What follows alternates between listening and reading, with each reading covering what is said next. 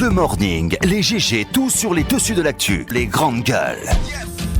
Parler beaucoup, manger l'argent, voyager beaucoup seulement. Mais travailler beaucoup, créer des choses, emploi des jeunes, non, non, non. Les dirigeants africains, les dirigeants sont comme ça. Les grandes gueules. Bienvenue chez les grandes gueules en ce mardi matin. Nous sommes le 18 juin 2019. Vous faites le bon choix. Merci à vous qui nous regardez à la télévision. Vous nous regardez à Yomu, à Zérékoré. Bienvenue. Si c'est maintenant que vous le faites, mesdames et messieurs, plusieurs mots s'offrent à vous évidemment pour intervenir en direct dans notre émission. Soit vous partez sur Twitter, hashtag #GG. Sinon, l'autre numéro de téléphone qui s'affiche juste en bas de l'écran. Si vous nous écoutez à la radio, c'est le 00224 657 39 13 13. Numéro également disponible sur WhatsApp. Avec plaisir, nous allons relayer vos messages en direct dans notre émission. Les GG avec l'équipe. Bonjour mon cher Tamba Zakari Milimono. C'est bien une belle contagion. Bonjour Lamine, bonjour à tous. Une contagion. Oui. Contagion visuelle. Ouais. C'est probablement parti du fait que Jacques est tout à côté. Ben non, parce que je suis avec lui dans le morning. Ah d'accord. C'est simple. D'accord, je vois. Bonjour Jacques Loualino. Bonjour Lamine. Il est terrible ce garçon-là, je te le jure. Bonjour Mafoudi Amangoura. Bonjour Lamine. Bien habillé ce matin, hein? Merci. Surtout très poli. Comment Et ça? salut très poliment ce matin. Tamba. Ben, on attend de l'avoir Tamba s'échauffer pas tout à ici. l'heure. Bien. Monsieur Rouge, bonjour. Bonjour l'ami. Bienvenue. J'ai répété 3 fois. Vous Ouais, ne pas ouais. dire bonjour aussi.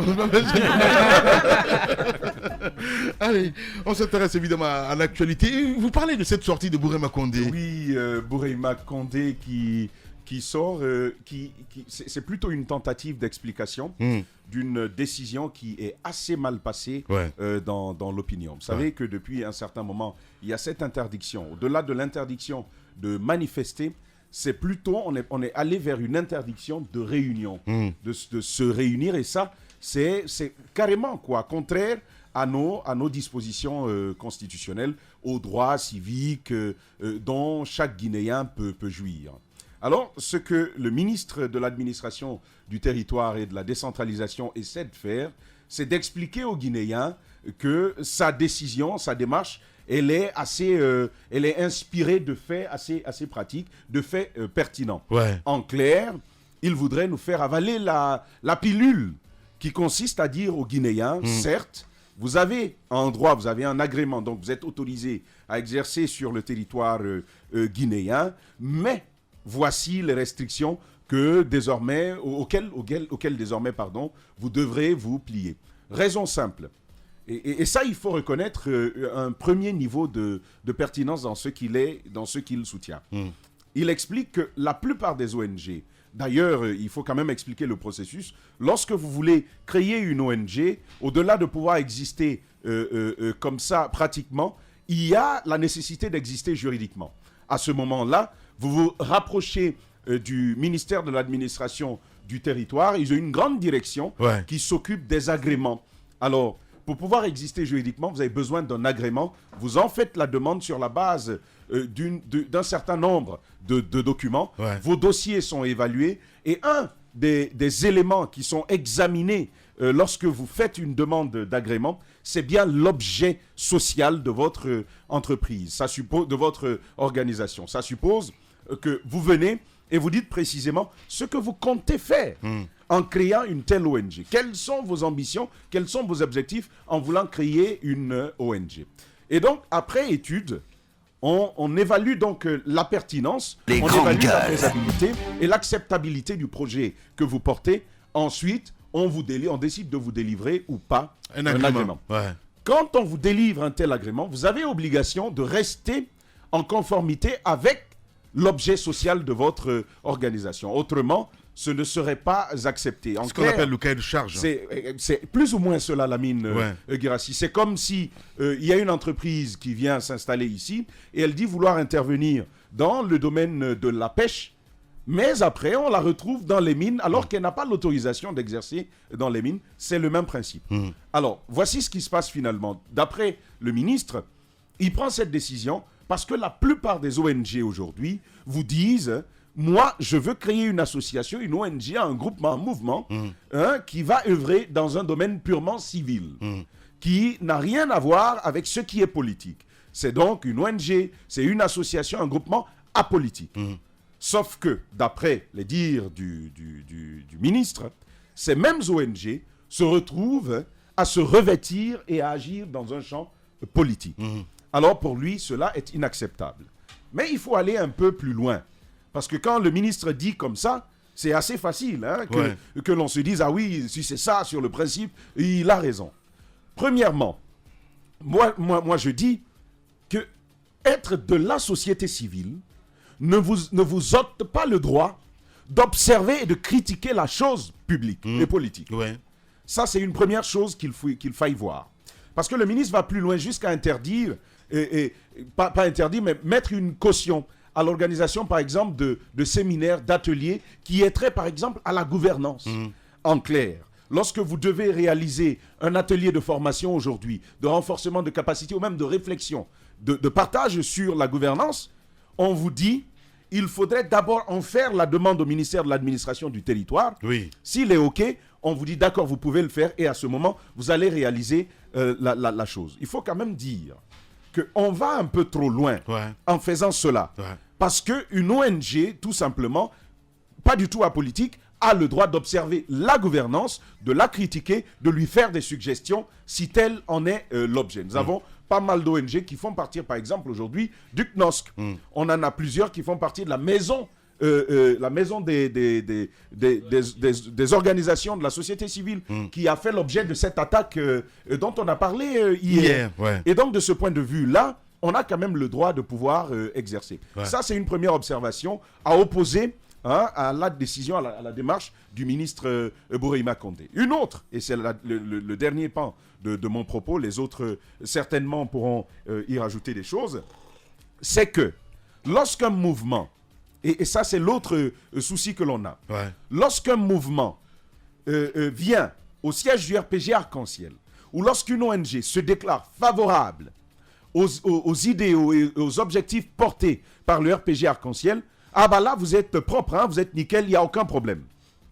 Mais il se suffit pour vous de mettre le pied dans les plats de cette mouvance-là pour que vous soyez pariarisé, pour que vous soyez persona non grata dans ce pays. Ça, ce n'est pas... C'est du deux poids, deux mesures. On assiste à cela depuis un certain moment. Mieux, ce qui se fait aujourd'hui, c'est que même quand vous avez une ONG, vous avez un projet d'ONG pour apporter de l'eau, pour apporter plus de propreté, donc intervenir dans la salubrité, la mine, je vais vous dire, on ne vous délivre pas d'agrément. Mais dites simplement mouvement de soutien ou association de soutien aux acquis du président de la République. Les grandes gueules. On vous délivre un agrément. Ça veut dire quoi? On se fout du bien-être des Guinéens. La santé, vous avez une ONG, on s'en fout. Même si vous avez le meilleur projet, ça va traîner là-bas. Personnellement, je sais de quoi je parle. J'ai déposé un document parce que et quelqu'un comme ça qui n'est pas ici a demandé à déposer un document que j'ai posé là-bas. Ça n'a pas bougé. Nous sommes à plus de 6 mois déjà. Rien du tout. Mais dites action de soutien au président de la République, président fondateur, président démocratiquement élu, ou comment il s'appelle, le prochain Nelson Mandela de la Guinée, ou Obama de quoi. Dites ça dans votre association, mais c'est à l'heure et à la minute qu'on va vous signer ça. Vous allez obtenir votre agrément, et ça va même pas être un agrément, comme on nous dit, et commencer localement, un agrément régional, un agrément communal. Vous aurez un agrément national avec ampliation internationale pour pouvoir agir un peu partout. Et c'est dommage. La politique a tout récupéré. Tout. C'est bien dit, mon cher Jacques Levalino. Oui, ce n'est plus de la nouveauté. Comme je le disais hier, ce sont des étapes. Nous sommes en train de franchir des étapes. C'est dommage quand même que nous soyons en train de vivre tout ceci maintenant. Mais moi, il y a quelque chose quand même qui me dit que d'une certaine façon, ceux qui sont opposés à toutes ces démarches peuvent avoir un petit espoir. Parce que déjà, le ministre de l'administration du territoire et de la décentralisation se voit dans l'obligation d'expliquer. Parce qu'il comprend que ces mesures sont très mal reçues dans la société. Ce sont des mesures assez impopulaires. Donc, il se voit dans l'obligation de donner des détails. Je crois qu'il y a eu par le passé d'autres mesures. Par exemple, pour le cas de Matoto, il avait décidé d'annuler tout simplement le vote qui s'était effectué. Et finalement, il y a eu des contestations, sauf Sauf que, d'après les juristes, l'UFDG s'était mal prise en ne tapant pas à la bonne porte. Mais c'était une décision qui pouvait être attaquée. Ouais. Peut-être que celle-là aussi, ou celle qu'il pourrait être amené à prendre dans les prochains jours, peuvent être attaquées, ne serait-ce que pour quand même mettre la justice devant ses responsabilités, pour voir dans quelle mesure on peut un peu moraliser la gestion de l'administration du territoire dans notre pays. L'autre chose, par rapport aux ONG, je crois qu'il faut à un moment donné qu'on fasse la différence entre les objectifs que peuvent se fixer une association et les moyens qu'elle peut légitimement se doter pour atteindre ces objectifs. Oui. On peut donc comprendre qu'une ONG peut vouloir défendre les droits de l'homme, une ONG peut vouloir intervenir dans la protection de l'environnement ou alors dans la promotion des actions de santé. Ce sont des objectifs. Maintenant, les moyens, on peut avoir à organiser des ateliers de formation, on peut aller jusqu'à manifester pour exiger de l'État des actions fortes pour, par exemple, respecter les droits de l'homme dans le pays ou alors agir en faveur de la protection de l'environnement. Si on ne comprend pas ça et qu'on veille dire que c'est les acteurs politiques qui ont à eux seuls le droit de manifester, là, on confond tout. Même parce que ce qui met mal, ce qui dérange le pouvoir, c'est le fait de voir les organisations de la société civile se mêler au combat en cours pour ou contre le changement de constitution. Si c'est les partis politiques, ils sont bien à l'aise. Ils peuvent tout simplement prendre ça comme un combat politique et réduire tout le combat, comme on le sait par habitude, à l'UFDG. Et si vous voulez très bien, disons, tendre aussi vers la communautarisation comme on a l'habitude de le comprendre. Mais là, ça devient très difficile. Il y a des associations qui se créent, des mouvements donc qui se créent du jour au lendemain et qui ont le même ton, qui ont le même langage. Ça les dérange, on dit non, vous êtes en train d'agir sur le champ politique. Mais la Constitution, ça ne concerne pas que les acteurs politiques, ça concerne aussi les organisations de la société civile, ça concerne tout le monde. Parce que quand on touche un seul article, ça peut avoir des impacts sur tout le monde. Bien sûr. Mafoudi Abangoura. Mais oui, on a suivi cette communication. Évidemment, il y a ce besoin de dire aux Guinéens, écoutez, ce que nous entreprenons, ce n'est pas comme vous le pensez, ce n'est pas que politique, mais voilà, dans les faits, on se pose pas mal de questions. Parce qu'encore une fois, voici des démarches que le pouvoir peut mener dans un pays où il y a le sérieux et que ça ne crée pas de problème. Parce qu'effectivement, quand on prend par exemple la création des ONG, il y a lieu d'avoir un droit de regard dans le sens où il y a des ONG qui voient jour juste pour se faire de l'argent sur le dos des victimes. On a vu des cas même à l'international. Il y a de grandes structures aujourd'hui. Lorsqu'on dit que ce sont ces structures qui officiellement sont dans la protection des plus petits, mais au fond, ce sont ces structures qui vendent les plus petits. Donc, c'est tout à fait une démarche, lorsqu'on est en État, d'avoir un droit de regard sur les ONG qui peuvent naître. Parce qu'effectivement, il faut contrôler pour ne pas que ce soit des gens, des particuliers, qui aient des abus. Exactement. Maintenant, cette démarche, à ce moment, on comprend aisément que ce n'est pas le cas. Parce que si c'était justement pour réorganiser la chose, on aurait procédé autrement et même pas maintenant. Mais déjà, on le sent. Je crois que c'était encore hier matin dans le journal de lundi, ici à la radio. Il y a un élément qu'on a diffusé sur la crainte de plusieurs organisations de la société civile, plusieurs plateformes, parce qu'il y a un projet. Il y a un projet de loi, s'il est adopté, pour ces plateformes de la société civile, ce sera une loi liberticide. Oui. Dans ce sens... J'ai suivi ça, oui. Voilà. Effectivement. Dans le sens où, par exemple, lorsque ça sera voté, même des ONG qui disposent déjà de leur agrément... on parle de renouvellement d'agrément, exactement, seront obligés de renouveler leur agrément. Pourtant, la loi n'est pas... Les grandes gueules. Donc, dans quel but on veut aller vers des démarches comme ça? Déjà, vous avez donné des agréments. Et c'est en partant d'un constat comme quoi ces ONG répondent aux critères, vous leur avez donné des agréments. Pourquoi aller vers une démarche pour venir leur dire renouveler? Et quand on connaît les craintes, on se dit bien évidemment, on se pose la question, qu'est-ce que vous voulez faire dans ce sens? Et dans ce projet, il y a aussi des propositions sur les peines. Par exemple, quand un acteur de la société civile se rend coupable de quelque chose, les condamnations et tout ceci. J'ai écouté cet acteur de la société civile qui dit avoir peur de ce qu'on veut bien faire de ce projet de loi. C'est là que je rejoins les autres. Bourema Condé, certes, il essaie de se justifier aujourd'hui, mais qu'on nous dise, mais pourquoi? Parce qu'aujourd'hui, une chose est claire.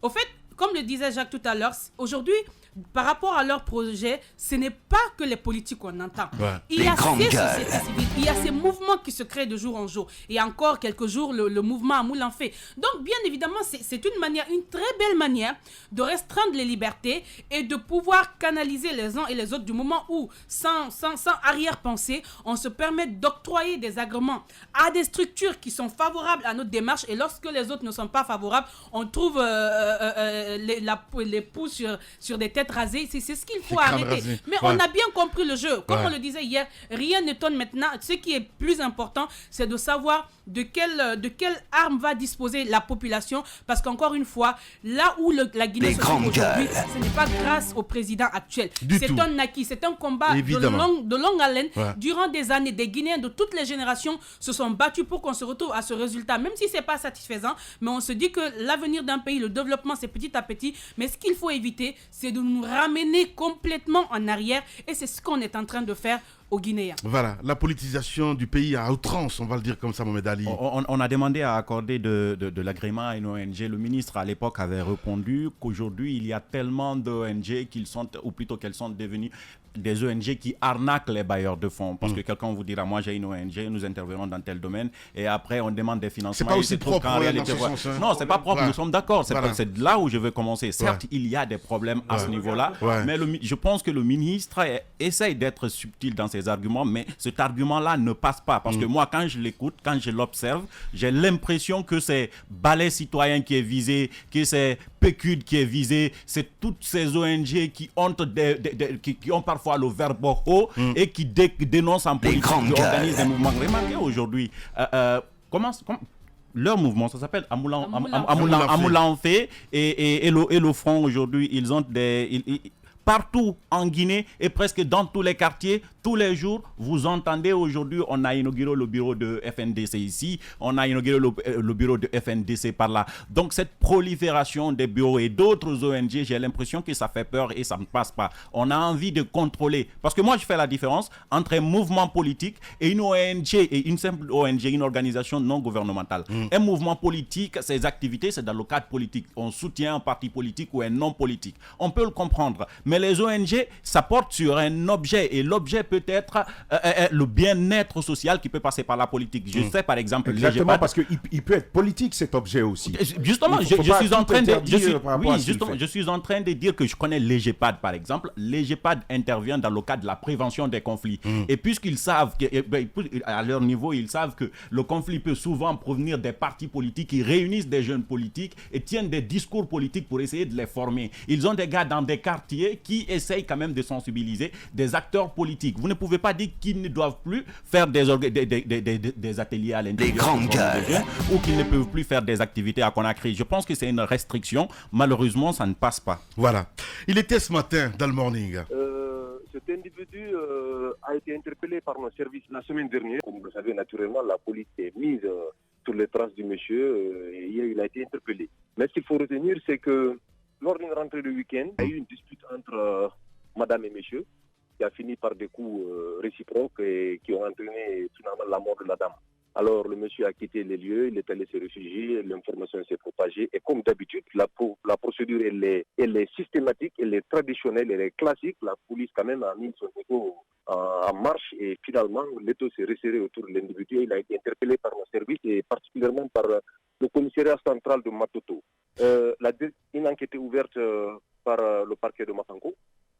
Comme les gendarmes avaient une partie de puzzle et nous aussi on en avait une partie du puzzle, le procureur il a le choix du service. Il a demandé à ce qu'on fasse quand même une conjugaison des efforts pour élucider cette affaire au plus vite parce que police et gendarmerie, nous avons la même mission régalienne.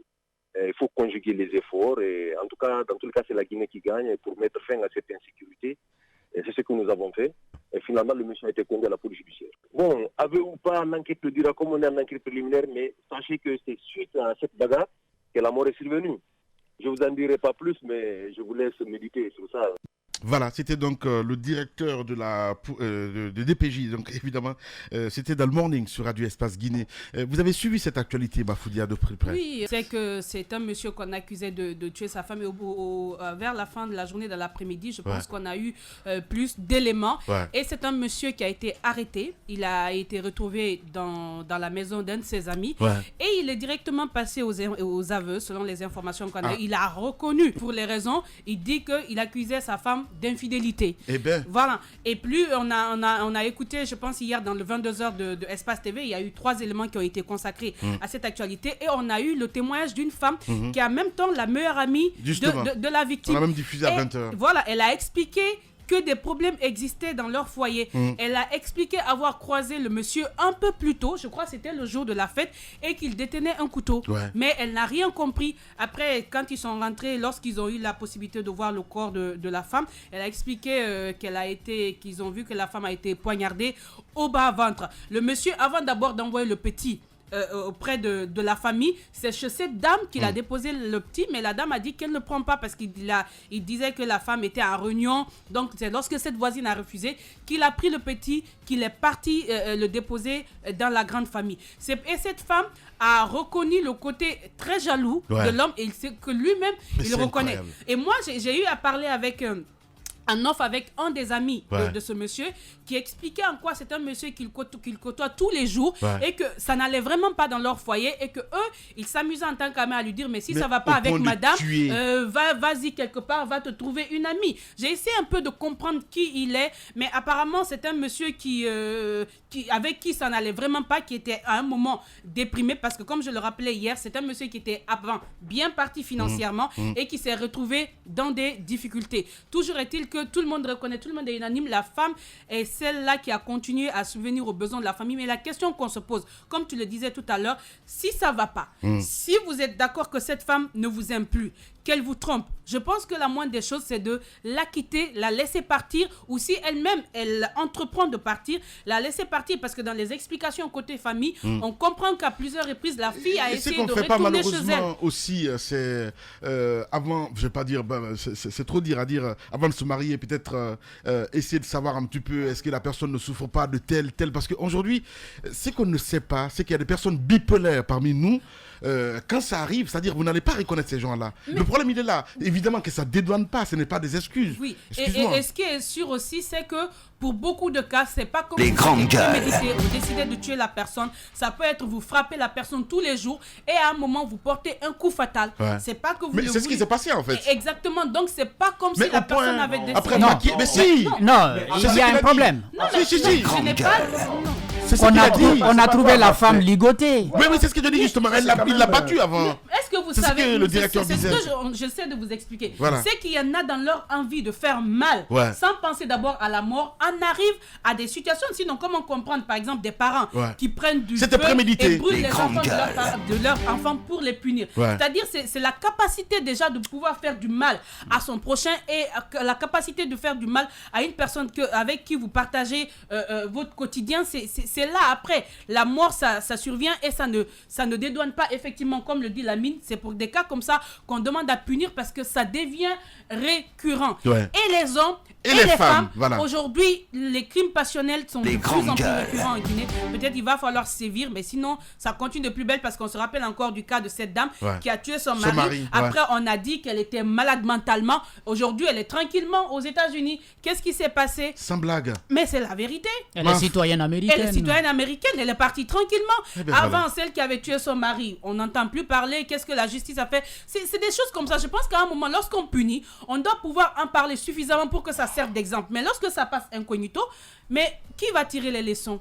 Il y a un autre angle. Il y a une dame qui me disait, maintenant là, je sais que c'est un bon conseil parce que quand elle me l'a dit, j'en ai ri, mais je pense qu'elle a raison. Elle a dit, une femme, quand tu as licence, méfie-toi de te marier à un homme qui a licence. Il faudrait au moins quelqu'un qui a master ou doctorat, parce que vous n'aurez plus la même façon de réfléchir. Une dame intellectuelle qui travaille dans une grosse entreprise avec son salaire, qui se marie à un vendeur de Don Café de l'autre côté, à chaque fois qu'un homme s'approche de lui, il ne comprend pas, il pense qu'on va lui prendre sa femme. Elles sont victimes de ça, même voilà, on va lui prendre sa femme de tout de suite. Oui, je suis désolé, excuse-moi.